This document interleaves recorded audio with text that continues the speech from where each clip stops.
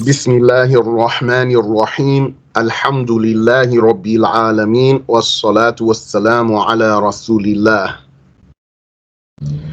وعلى آله وصحبه الطيبين الطاهرين رب اشرح لي صدري ويسر لي أمري واحلل عقدة من لساني يفقه قولي.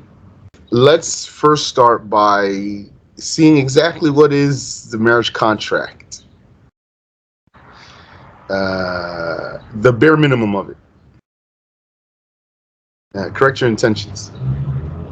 So, marriage contract is aqd, aqdun nikah. Aqd means it's a deal.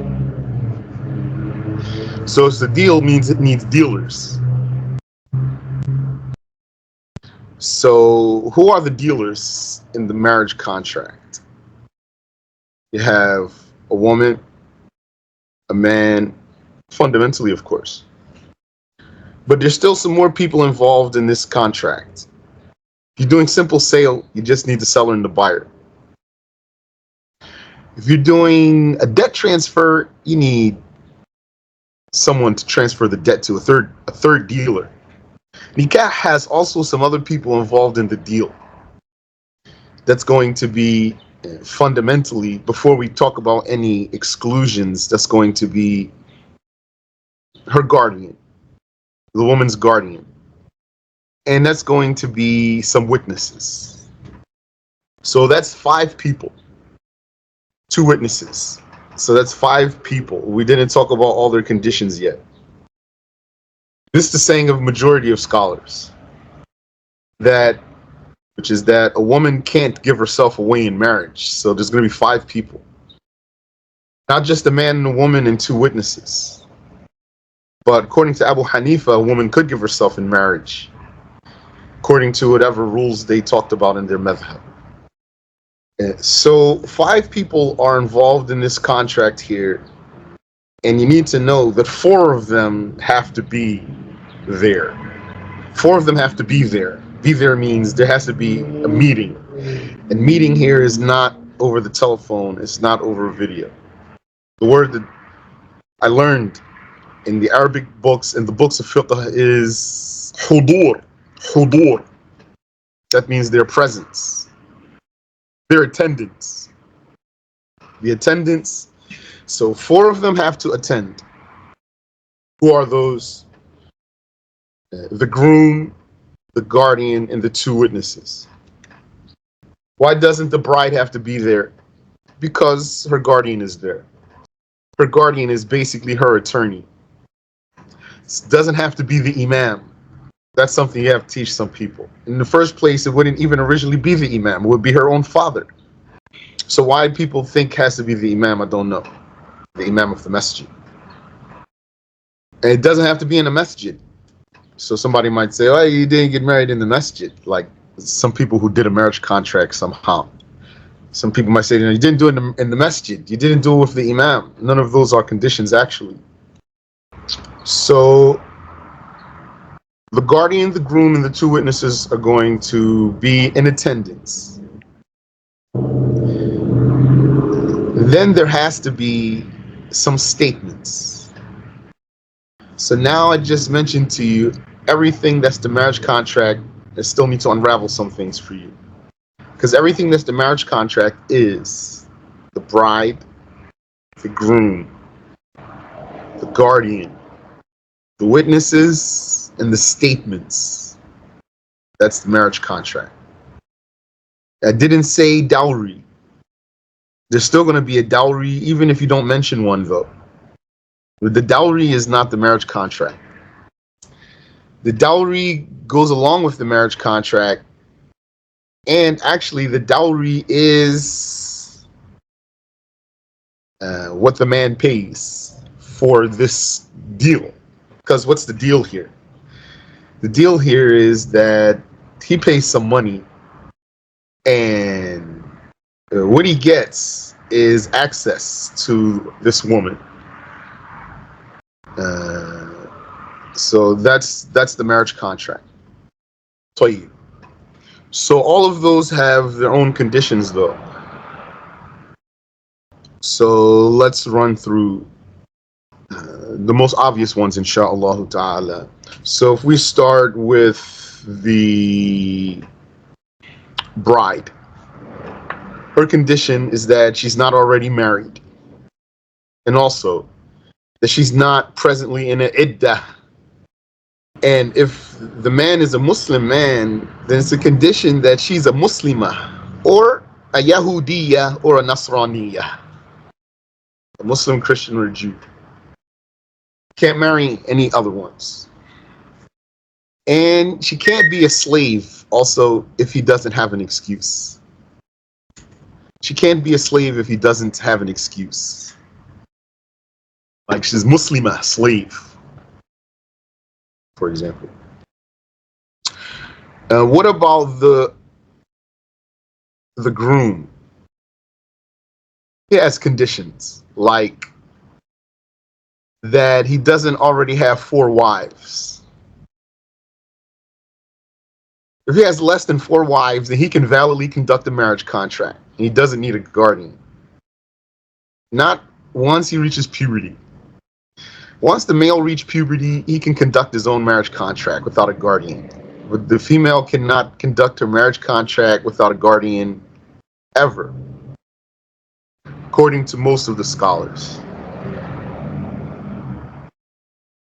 Okay, what about the guardian? When we say guardian, when I say guardian in English, I mean by that the wali, what's called in Arabic wali, not something else, not other words, like wakil or muhakkam. The wali, the guardian, this is the woman's father. If not him, then his father. And we're talking about here born in wedlock. If not him, then her brother. If not him, then her uncle from her father's side. And not a brother from her mother. Never from the mother's side exclusively. Never exclusively from the mother's side. Always has to be from the father's side or both sides. Like full brother. That's both sides. Or brother from the father. But not brother from the mother. Only. So the first one is her father. Then his father. Then her brother. Then her uncle. Then her cousin. Who's that? That's her uncle's son. It's always a male also. So a male Muslim relative from her father's side. That's wali.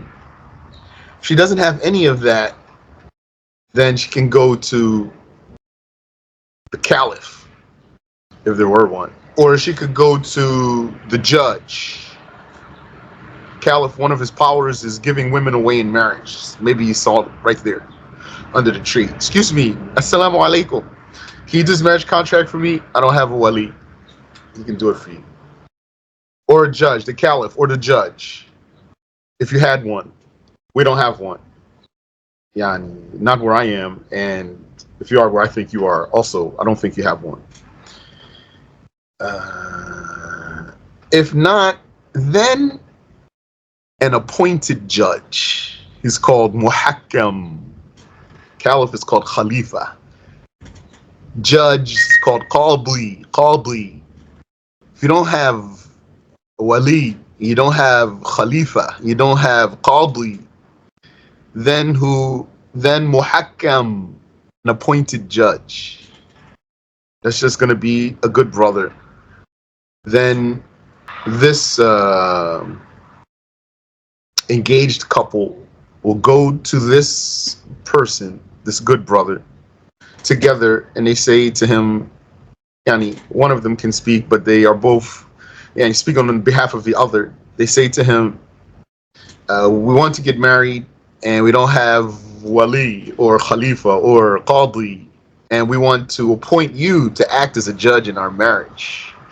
Do you accept to act as a judge in our marriage? And then he says, yes.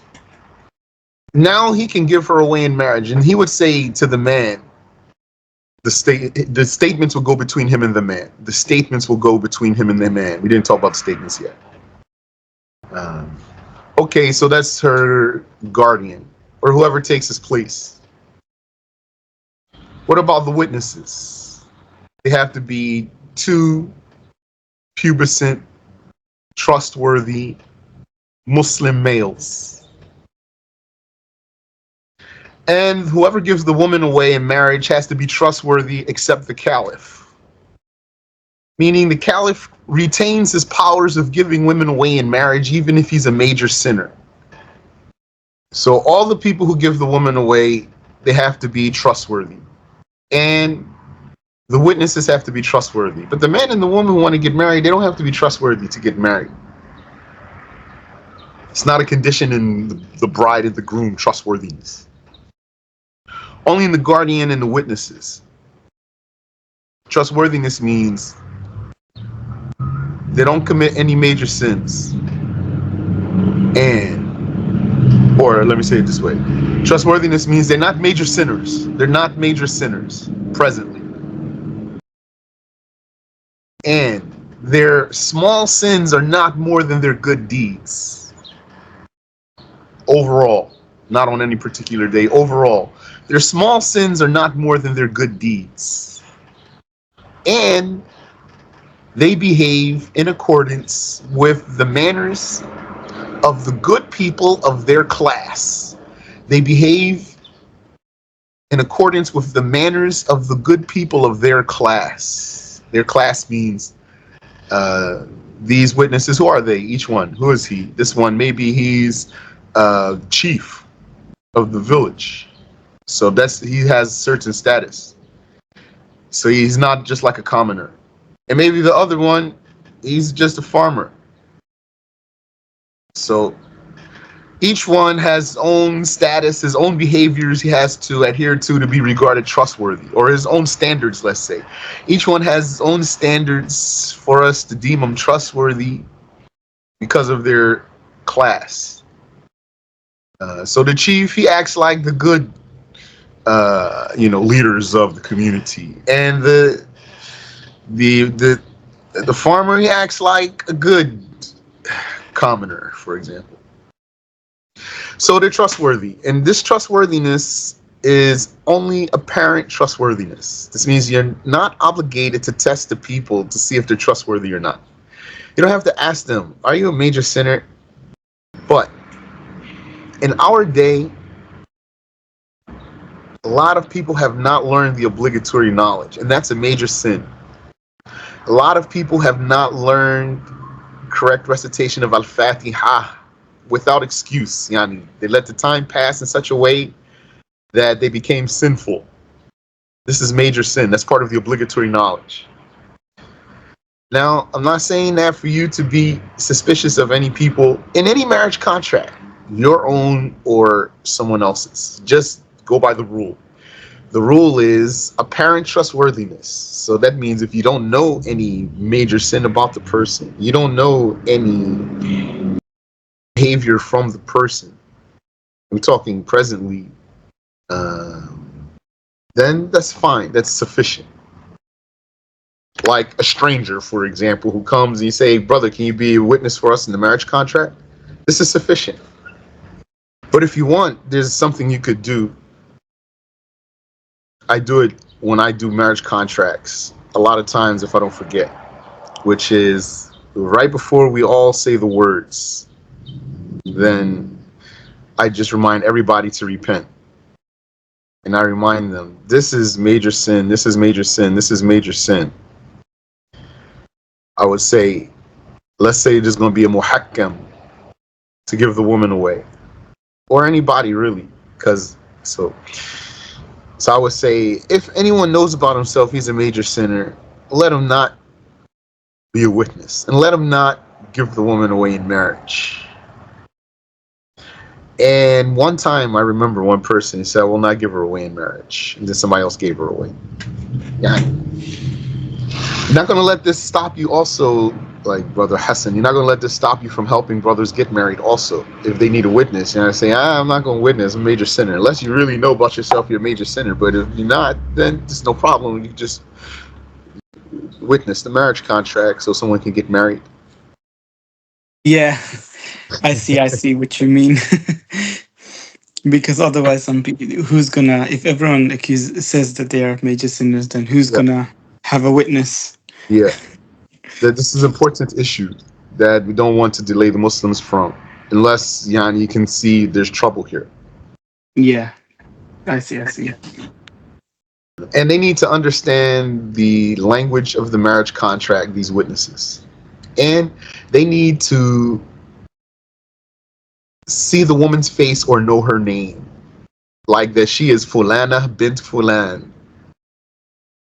So that's the bride, the groom, the guardian, the witnesses, and what's left, the statements. There has to be a proposal and an acceptance.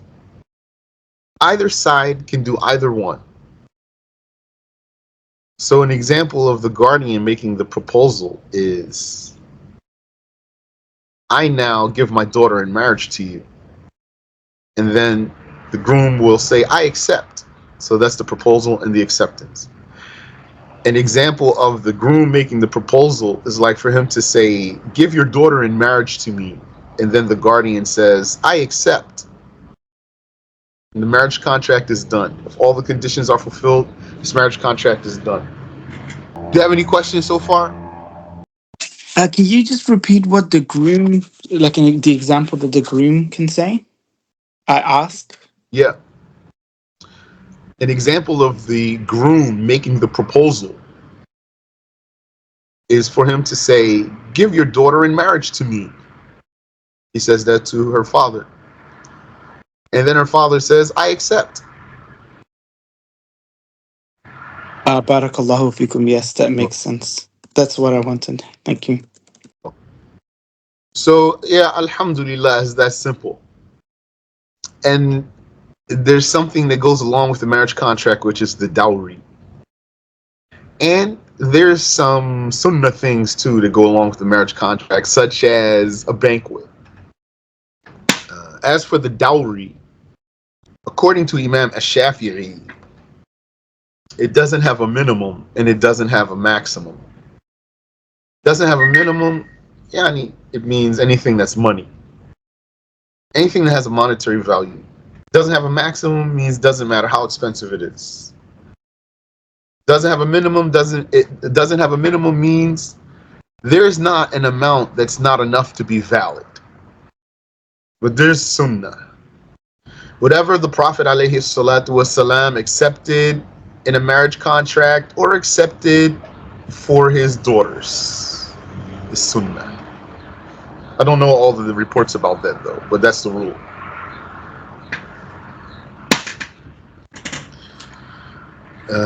And also that it's easy for the man. Making a difficult dowry is harmful to the community, meaning if that's the custom of the people, because it makes it hard for the young men to get married. Who needs to get married? It's not the old men who need to get married most. It's not the old men with all the money who need to get married most. You talk about community here, not on personal level. Very true. So, how do they establish this dowry? They can attach it to the marriage contract, like for a father to say, I now give my daughter in marriage to you for the dowry, the mahr of such and such. It's sunnah to mention exactly what the dowry is in the marriage contract. That way the witnesses will witness. But it's not a condition to mention it exactly in the marriage contract. It's valid if the couple wanted to keep their issue private. It's valid for them to say, for her father to say, for example, I now give my daughter in marriage to you for the dowry that you have agreed upon. and still has the same judgment, except that it's not named, so the witnesses didn't hear exactly what it is. And then it's going to be whatever they agreed upon. When is it due? If they agreed upon a due date, then whenever they agreed upon. If they did not agree on a due date, like if they just said, I give my daughter in marriage to you for the dowry of such and such, and that's it. They didn't say due at such and such time, and they didn't say according to what you agreed to, then it's going to be due whenever she asks for it. If he's able to, he has to give it to her upon request. And in this scenario, she's allowed to withhold sexual intercourse until she gets her dowry. In this scenario, not in all scenarios, because if they say, I give my daughter in marriage to you for a dowry of such and such that's due in a year, then she does not have here the right to withhold sexual intercourse, or in a month, or 2 weeks, or anything. If they put that condition there, she does not have the right to withhold sexual intercourse. Or if she allowed him to have intercourse with her before she got her dowry, now she loses the right to withhold after that. So that means she has to withhold from the beginning if she wants to do that. Can I ask a quick question? So Yeah. let's just say if they specify like within a year. So they say on the 14th of August 2025, that's when the dowry is due. If the man doesn't pay the dowry, what are the repercussions on him other than just in general? Is there any specific repercussion? It's a debt on him.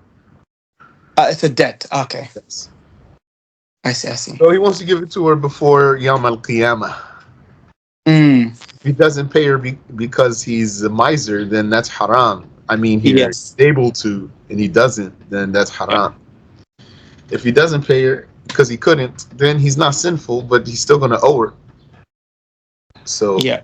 if he died like that, then maybe she'll get something on Yawm al Qiyamah from him. Yeah. I see. Or maybe Allah will give her something from his generosity. Yes. Yes. Good. You have another question? No, no, that's it. Sorry. Oh, that's okay. طيب. So that right there is the whole marriage contract. With its attachment, with its sub-provision, which is the dowry. That's not sunnah. That goes along. It's lazim. Lazim. That means stuck to the marriage contract. But it's not a condition.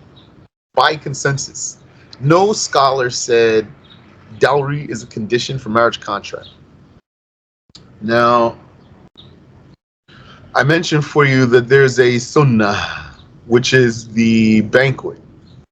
But, yani, without details, let me say, or else I'll delay, but I'll mention for you quickly. It's recommended to be done after consummation and at nighttime, but neither of those is a condition. Like if they had a banquet right there when they did the marriage, that's fine. And it's going to be by offering the people food, but there's sunnahs there, and it could go as long as 3 days. And the invitation is it's obligatory to respond to the invitation to the wedding banquet, unless you have an excuse.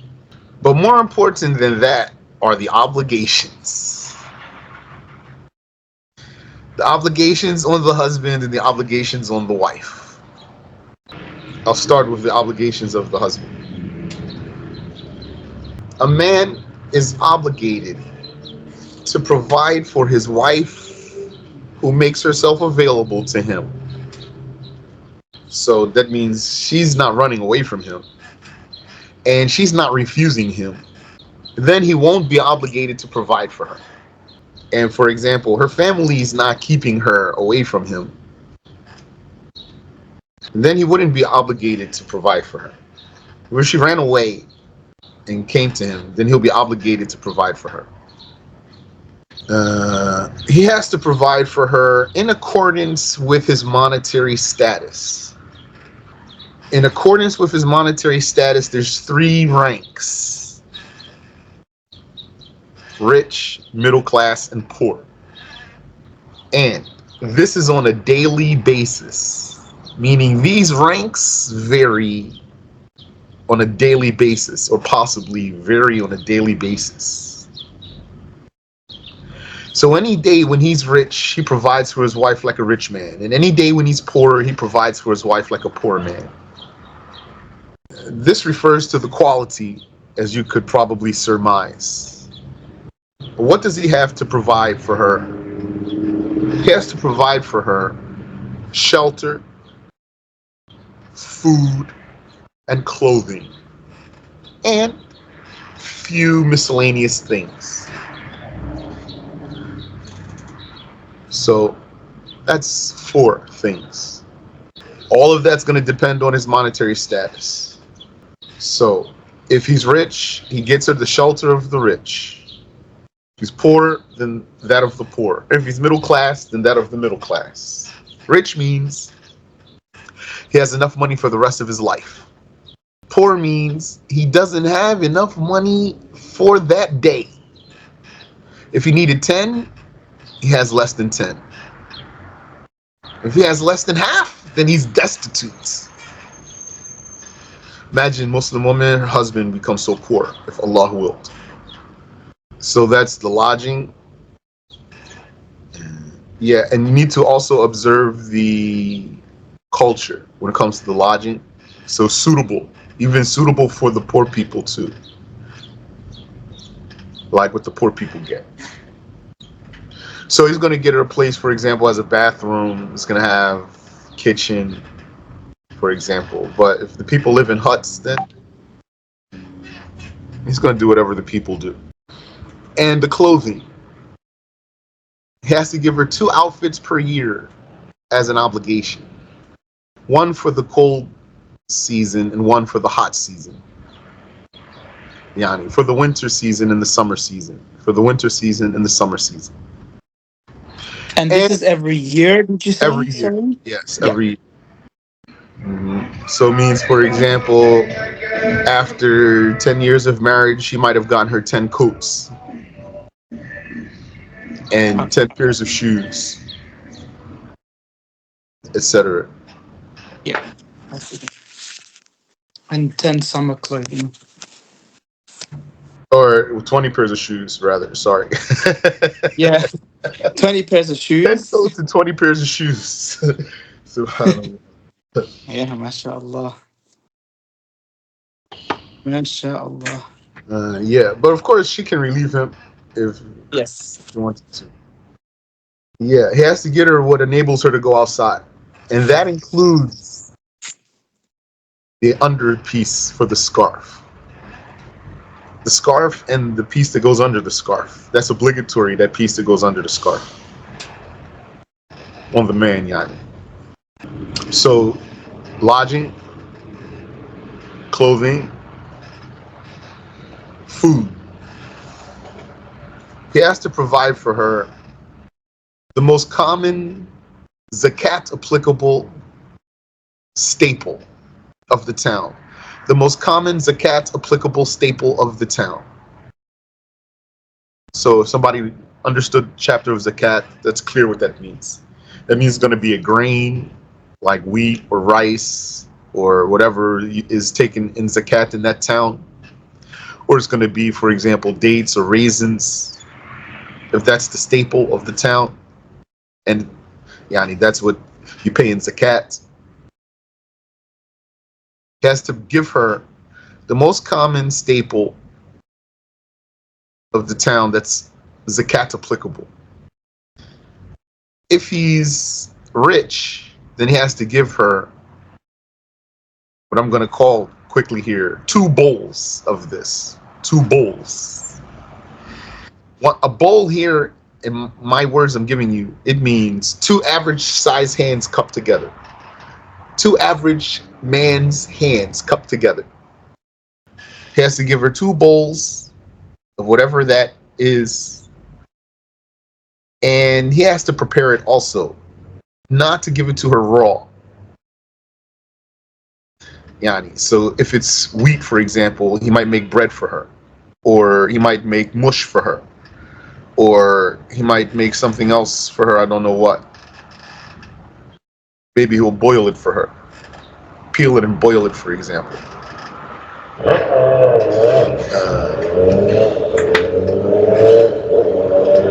And from time to time, he has to get her meat.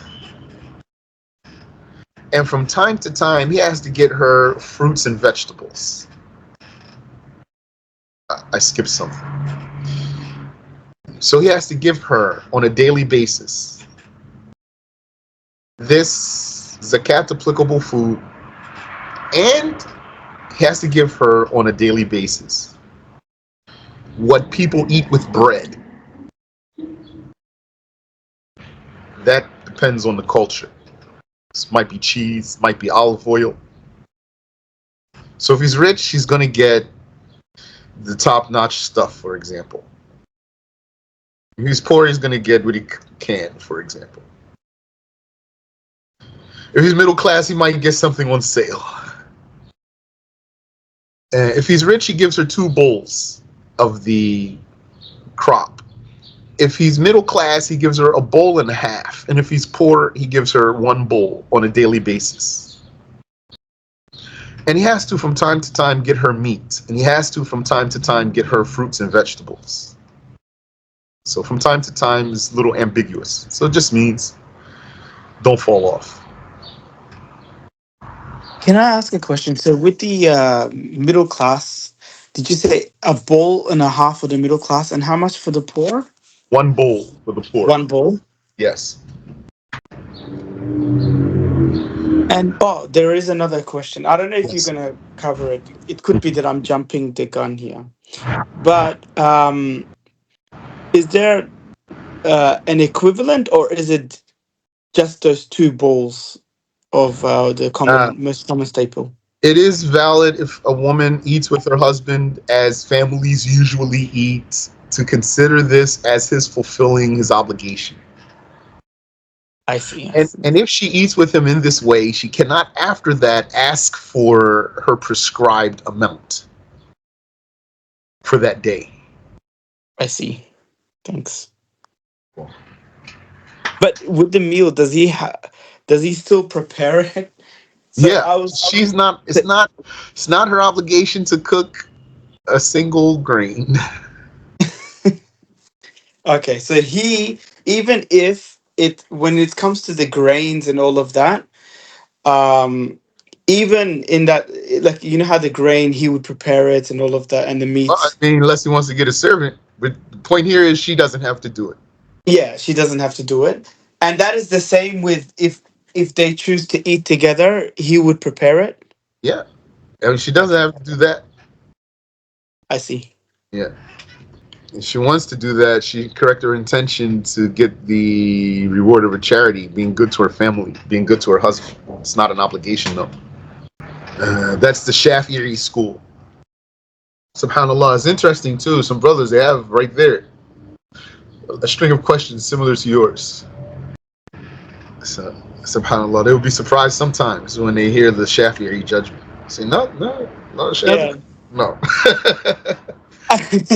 I've heard about this. I've heard about the Shafi'i judgment and the that he would prepare certain things, but I didn't know that if they substitute it with like just a general meal, that it's still not on her. Yani, it's not on her to prepare it. Like Yeah. if anyone was going to prepare it, would be The the rule man. goes back to simple principle, which is the man is the Exactly. one who's obligated to provide for his wife the food. Yeah. Exactly. Yeah. I think she'll be happy with this. Inshallah.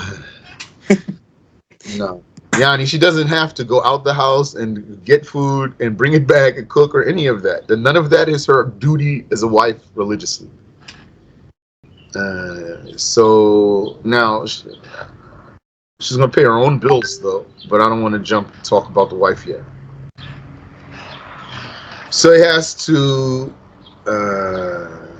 provide home, provide clothing, provide food, and some miscellaneous things like a mattress to sleep on, and a pillow, and a sheet for the summer, and a blanket for the winter, and a lantern for part of the night, and water when he makes her have to take a ghusl. So all of that he has to provide, right? So Sorry, say so that he again. would have to provide all that you just mentioned Yes. as well. Yeah, All I want to talk about blanket right for the now is the part of the night. obligations of the husband. Yeah. He has to provide for her a mat on the floor in the summer and a carpet, a thicker carpet for the winter. Yani, in accordance with his status. The poor person is not going to be so fancy if he can do it. Barakallahu fikum. And wafiq. And some utensils so she can cook. She's not obligated. Yani, she can cook for herself if she wanted to, but she's not obligated to cook for her husband. That's what we're saying here. He is obligated to provide for her some utensils so that she can cook, or like eat, yani, like spoon, fork, bowl, etc. Subhanallah. طيب. Now, as for the woman, it's obligatory on her, the wife that is, it's obligatory on her to not refuse her husband sexually, or not refuse his enjoying her body. To not refuse her husband enjoying her body, that statement there is broader than sexual intercourse.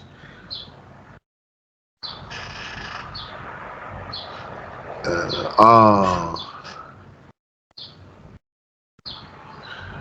I don't know actually, subhanallah. Let me ask about that. Good question. The question is about if he's obligated to provide for her some feminine hygiene things. We'll ask inshallah. Now, the woman, she's obligated to not prevent her husband from enjoying her body. And that even includes her company. Like if he wants her to sit with him, for example, while he watches the game.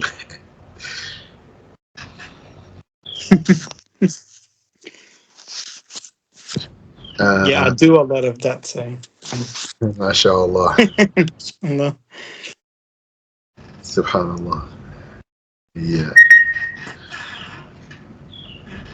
And it's obligatory on her to not leave his house without his permission. His house means the one he provided for her, doesn't mean her house that he pays for. As for her own property, he doesn't get dominion over it. It's possible that his wife is wealthier than he is. He still would be obligated to provide for her. Even if she had 3 houses, she can say to him, that home you're supposed to provide for me, please. She would not be out of her right to do so.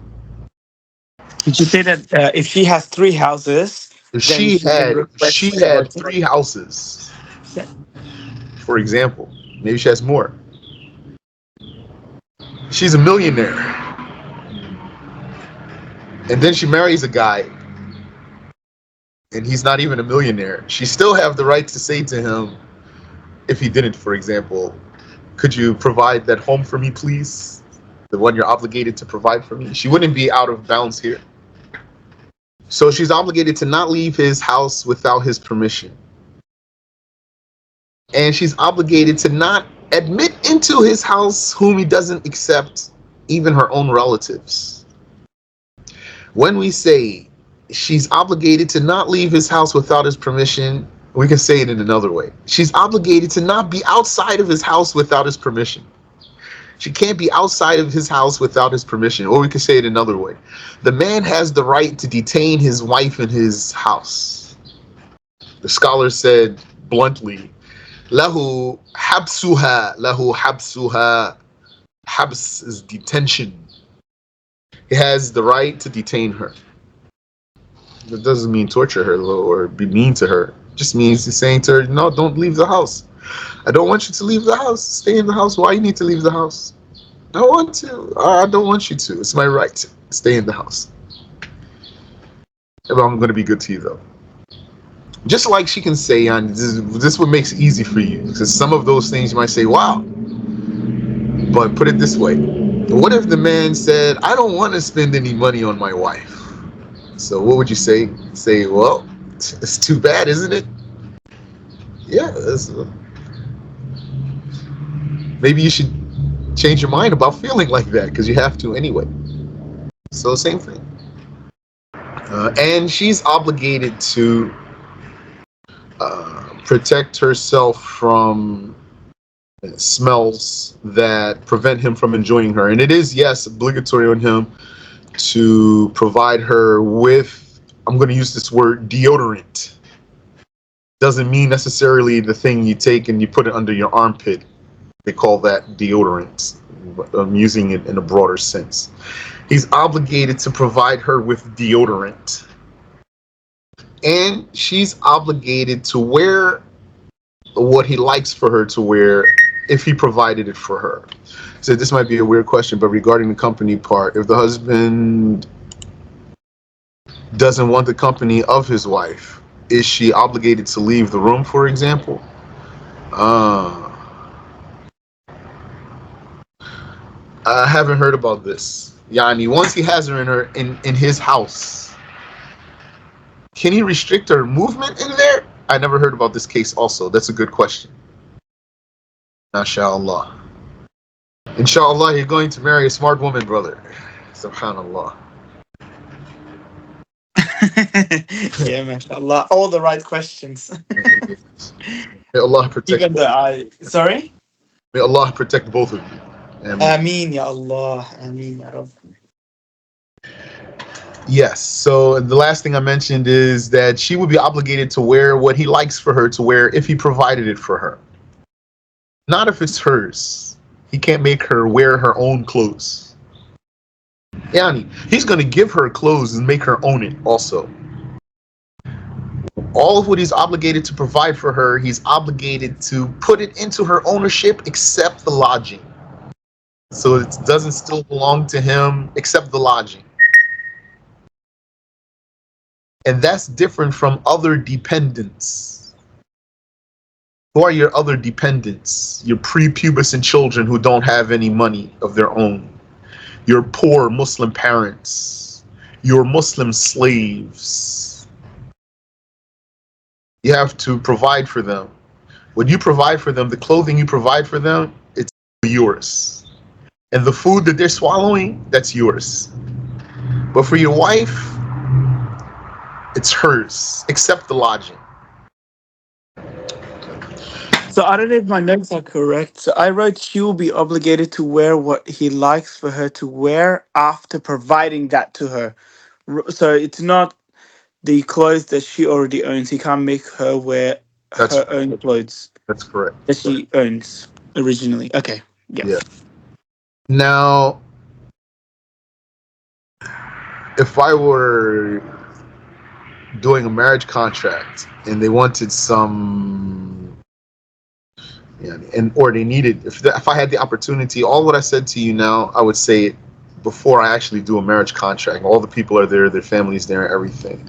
And I would add some talk about belief in the beginning. Before that, I would mention that Allah Ta'ala is not like the creations, and that He sent prophets, and that Allah created Adam and Eve, He created males and females, and that Allah made marriage a rule in religion.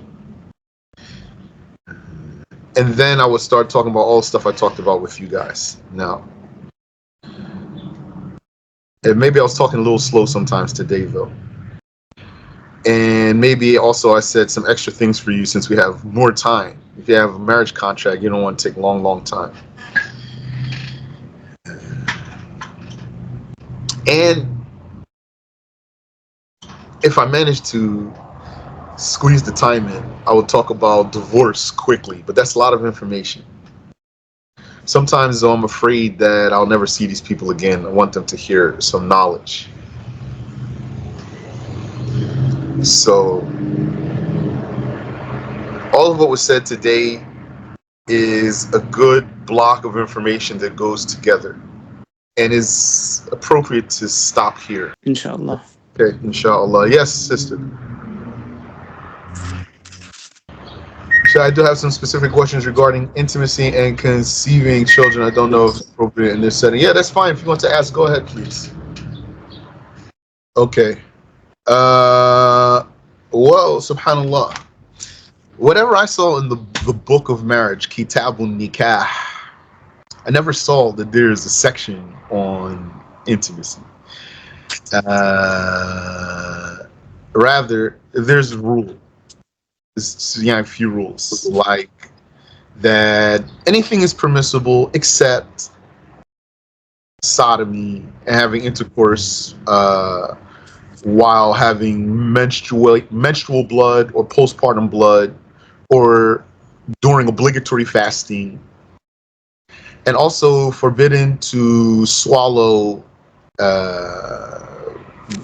those fluids. So approximately that's it. Yeah. What about using protection? If one doesn't want to do, if one of the two doesn't want that, who will have the authority? Each one has their own authority as far as their own rights are concerned. Like, man can't tell his wife, you have to take this pill. I demand of you. If she doesn't want to, she's just not going to. So she can say to him, you take care of it from your side. I'm not going to take the pill. Or she might say to her husband, why don't you wear a condom? Might say, I don't want to wear a condom. You take care of it from your side if you want something.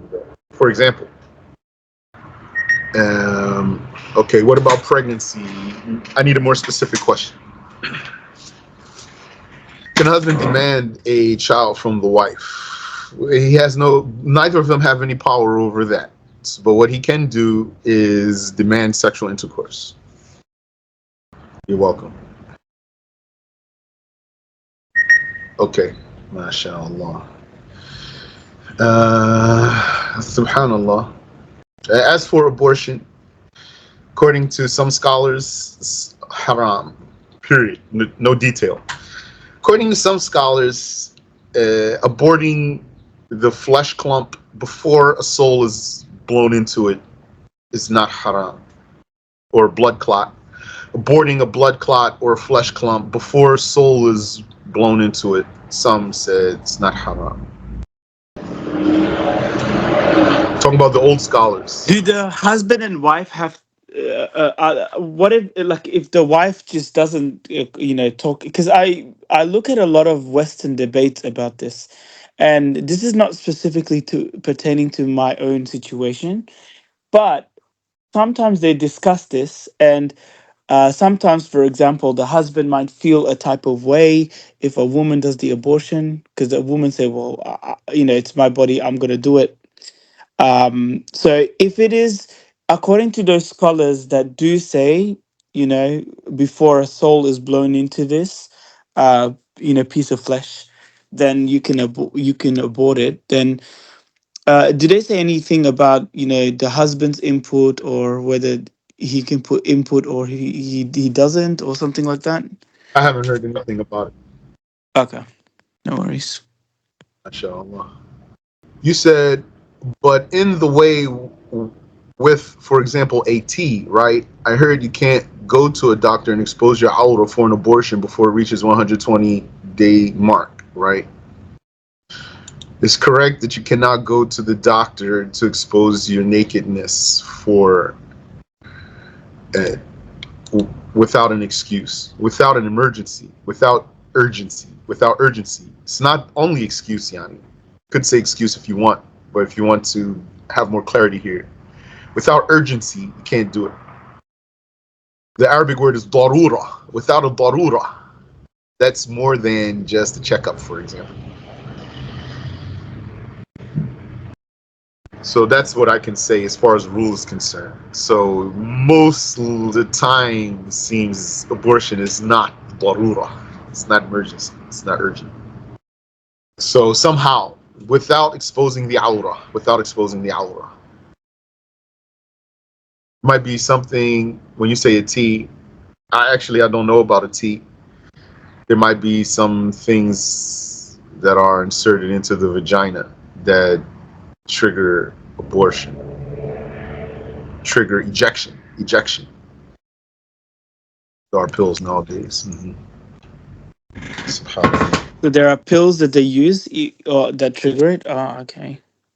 Sometimes I hear conversations, and maybe if you know about it, and Sheikh, of course, it's not important if you don't. If you don't know about it, you don't need to answer it. But sometimes what some people are saying is that when it goes beyond the 120-day mark, some of the debates that they have. Obviously, we know that from our perspective, you don't do it after 120 days.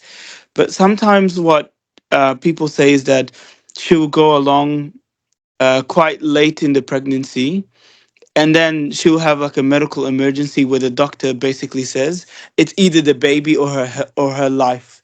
So some people they do it then. Um, in our view, does that still remain that Yeah, this is after the disputable. 120 days? This is disputable. Yani, Okay. those doctors, they say such statements, not necessarily true though. Yeah, yeah, I agree with you 100%. But like, So, let's just say a yeah, Muslim I upright haven't doctor heard. says that. I haven't. I have. Only thing I know is that if there's a soul blown in there, you can't kill it. Okay, Whoever makes kills that sense. one is going to be the murderer. Yeah, okay, that makes sense. Yep, I understand. Which is like the if the doctor does it, then he would be the murderer. Yes. Yep. Yeah, and they're making it seem like, well, it's not, as long as it's not born, it doesn't count yet. Yeah.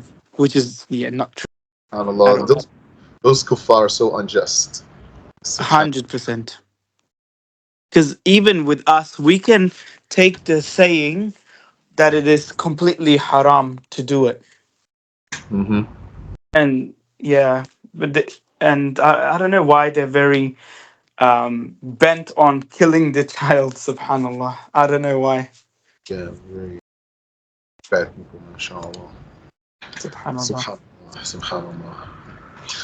Anyway, we've taken your time. No, no, Sheikh. no, no, mashallah. It was my pleasure. Subhanallah. Barakallahu fikum. I Ameen wa really appreciate it. barakallahu feekum. Ameen wa fikum. See, sister's typing something. I'll just see what she says before I. Okay, no worries. No, no problem. Continue. You said, I learned that if a woman is pregnant and the doctor say, for example, she will die if she gives birth, then she cannot abort the child. Yeah, that's what I remember. I can get the reference from which Sheikh I heard it. Yeah, that's correct, yani, because she can't kill the child. It's living now. For sure. Yeah. For sure, who kills that child will be qatil, murderer. Yeah, because you don't kill one life for another, like that type of thing. Because whoever kills, kills. That's a murderer. So, Hey. yeah. Barakallahu feekum. Ameen wa fikum. Barakallahu fikum. Thank you for your time. I know it's early in the No morning for problem. you, but MashaAllah. mashallah, we both appreciate it. This is my pleasure. My pleasure. Maybe I liked it more than you, inshallah. سبحانك اللهم وبحمدك أشهد أن لا إله إلا أنت أستغفرك وأتوب إليك